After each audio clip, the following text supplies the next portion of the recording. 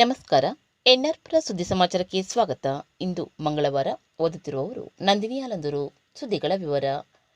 ನರಸಿಂಹರಾಜಪುರ ತಾಲೂಕಿನ ಮುತ್ತಿನಕೊಪ್ಪದಿಂದ K Kanabur colony, ಕುಸುಬೂರು, ದೊಡ್ಡಿನತಲೆ, ಸಾತ್ಕುಳಿ ಸಂಪರ್ಕಿಸುವ K Kanabur ಕಾಲೋನಿಯ ಸೇತುವೆ ಕುಸಿಯುತ್ತಿದ್ದು ನೂರಾರು ಗ್ರಾಮಸ್ಥರ ಆತಂಕಕ್ಕೆ ಕಾರಣವಾಗಿದೆ. ಮುತ್ತಿನಕೊಪ್ಪದಿಂದ ಅಂದಾಜು 3 ಕಿಲೋಮೀಟರ್ ದೂರದ ಕೆ ಕಣಬೂರು ಕಾಲೋನಿಯಲ್ಲಿ ಮುಖ್ಯ ರಸ್ತೆಯಲ್ಲಿ ಬರುವ ಕರಿಬಸವನ ಹಳ್ಳಕ್ಕೆ ಭದ್ರಾ ಡ್ಯಾಂ ಕಟ್ಟಿದ ನಂತರ ಪುನರ್ವಸತಿ ರೈತರಿಗಾಗಿ 60 ವರ್ಷಗಳ ಹಿಂದೆ ಸೇತುವೆ ನಿರ್ಮಿಸಲಾಗಿತ್ತು. ಆದರೆ ಭದ್ರಾ ಮೇಲ್ದಂಡೆ ಯೋಜನೆಗೆ ದೊಡ್ಡ ದೊಡ್ಡ ವಾಹನಗಳು ಈ ಸೇತುವೆ ಮೇಲೆ ಓಡಾಡುತ್ತಿರುವುದರಿಂದ ಕಾಲಕ್ರಮೇಣ ಈ ಸೇತುವೆ ಶಿಥಿಲಾವಸ್ಥೆ ತಲುಪಿದೆ.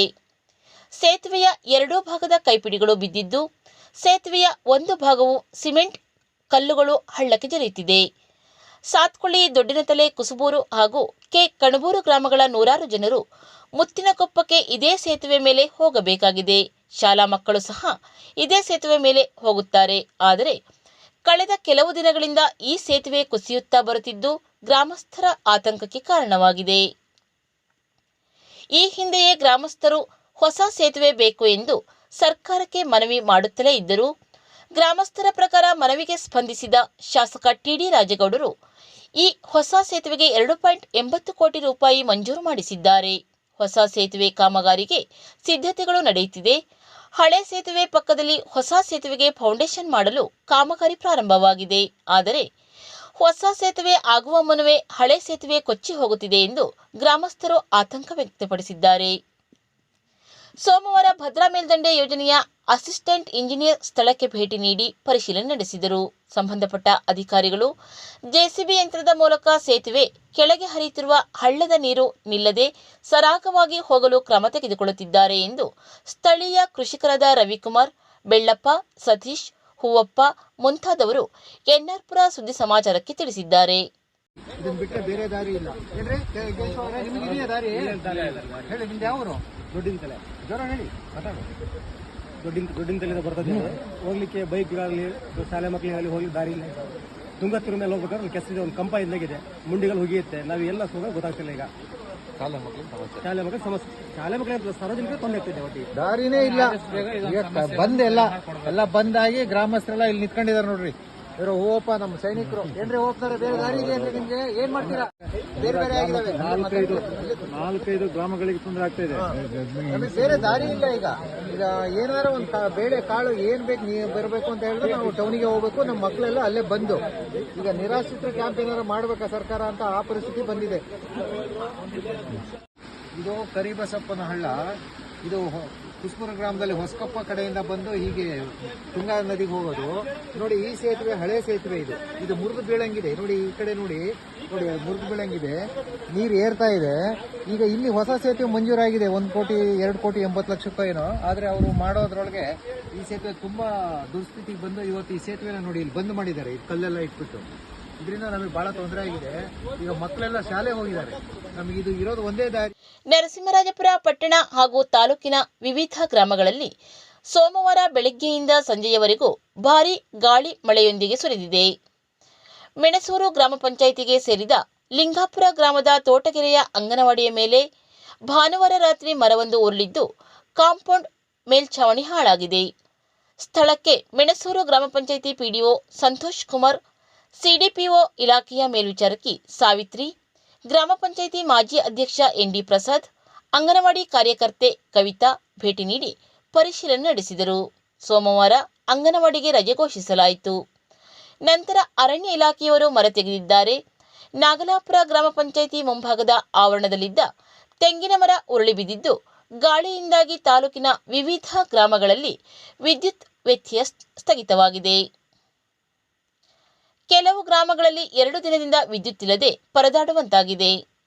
ನರಸಿಂಹರಾಜಪುರ ಪಟ್ಟಣದ ಹಳೆ ಮಂಡಗದ್ದೆ ರಸ್ತೆಯಲ್ಲಿರುವ ಪಾಳು ಬಿದ್ದ 2 ಮನೆಗಳು ಮಳೆಯಿಂದ ಸೋಮವಾರ ಸಂಜೆ ಕುಸಿದು ಬಿದ್ದಿದ್ದು ಮನೆಯಲ್ಲಿ ಯಾರೂ ವಾಸ ಮಾಡದೇ ಇರುವುದರಿಂದ ಅನಾಹುತ ತಪ್ಪಿದೆ. ಗುಬ್ಬಿಗಾ ಗ್ರಾಮ ಪಂಚಾಯಿತಿಯ ಒಗ್ಗಡೆ ಗುಂಡ್ವಾನಿ ಸಂಪರ್ಕ ರಸ್ತೆಯಲ್ಲಿ ಸೋಮವಾರ ಸಂಜೆ ಭಾರೀ ಗಾತ್ರದ ಮರ ಉರುಳಿ ಬಿದ್ದಿದ್ದು ಇದರಿಂದ ಆ ರಸ್ತೆಯಲ್ಲಿ ವಾಹನ ಸಂಚಾರಕ್ಕೆ ಅಡಚಣೆ ಉಂಟಾಗಿತ್ತು. ರಾತ್ರಿಯೇ ಮರ ತೆಗೆದು ವಾಹನ ಸಂಚಾರಕ್ಕೆ ಅನುವು ಮಾಡಿಕೊಡಲಾಯಿತು. ಕಡಹಿನಬೈಲು ಗ್ರಾಮ ಪಂಚಾಯಿತಿ ಶೆಟ್ಟಿಕೊಪ್ಪ ಆಲಂದೂರು ರಸ್ತೆಯ ಮೇಲೆ ಸೋಮವಾರ ಬೆಳಿಗ್ಗೆ ಮರ ಉರುಳಿದ್ದು ವಾಹನ ಸಂಚಾರಕ್ಕೆ ಅಡಚಣೆ ಉಂಟಾಗಿತ್ತು. ಮಧ್ಯಾಹ್ನದ ಹೊತ್ತಿಗೆ ಮರ ತೆಗೆದು ವಾಹನ ಸಂಚಾರಕ್ಕೆ ಅನುವು ಮಾಡಿಕೊಡಲಾಯಿತು.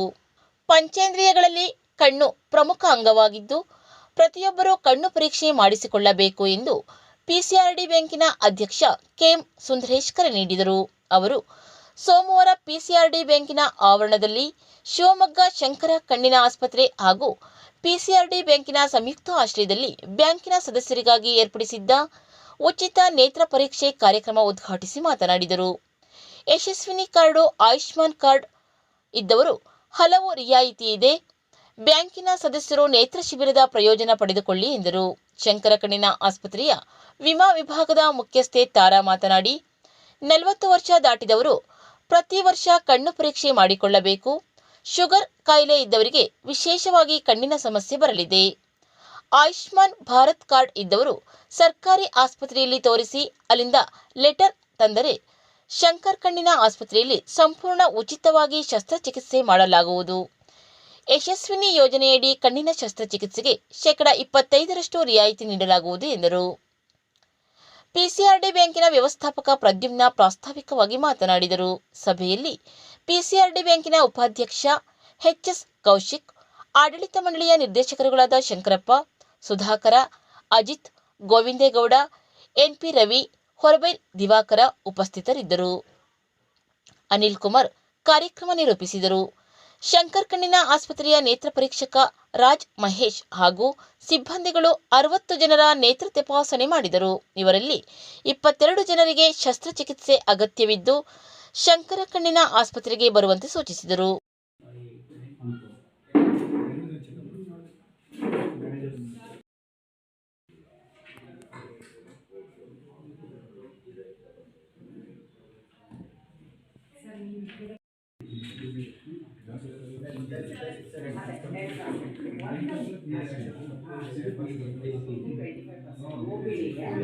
ಅದು ಸರ್ಜರಿ ಮತ್ತು ಅದರ ಸರ್ಜರಿಗೂ 10% ಇದು ಯಶಸ್ವಿನಿ ಅದು 5 ವರ್ಷ ತುಂಬಿದೆ. 5 ವರ್ಷ ತುಂಬಿದ್ದು ಒಂದು ವಾರ ಈ ಶಿಬಿರವನ್ನು ಮಾಡಬೇಕು ಅಂತ ಹೇಳಿ 29ರಿಂದ ಸ್ಟಾರ್ಟ್ ಆಗಿದೆ. ಇವತ್ತು ಕೊನೆಯ ದಿನ 6ನೇ ತಾರೀಕು. ವಂದನೆಗಳು.